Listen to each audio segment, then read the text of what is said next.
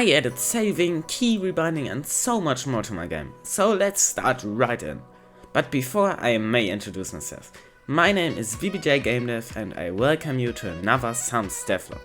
What is Sums, you ask? Sums is my Stardew Valley Animal Crossing RPG mix. A big sandbox to explore, experiment and meet different fools to live in your village. And while we are on the topic of exploring, I have added this hole. If you come close and right click, the player will climb down with this really cute animation, and you will be transitioned into the first dungeon.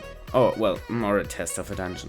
In these dungeons you will later find valuable loot, traps, enemies and maybe a boss. But that's for the future. Right now you just have the opportunity to leave with clicking the rope. And there we are again. You didn't notice, but you already saw the next thing I've implemented, because we now have a save and load system, which will transport you to the same position you were when you left the game or go into the structure or something. The save and load system also works for the main menu, and while we are here, let's look at the empty settings menu. Wait, it isn't empty anymore? That's right, I've added the first couple of options, which are rebindings. You now have the ability to rebind all the game's keys. I haven't technically implemented all of them, but you know what I mean. You just click on the key you want to rebind and click on the key you want to rebind to.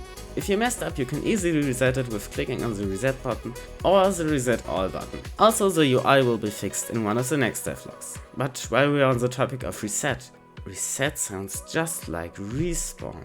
Well, maybe it does, maybe it doesn't, but for sure I know that my co-dev implemented this really cool death minigame. Since now, when you die you get soaken into the death dimension that I told you about in the third devlog. You now have to dodge the skulls for 15 seconds to be respawned and don't lose any progress. But if you lose, well, to find out, watch my next devlog.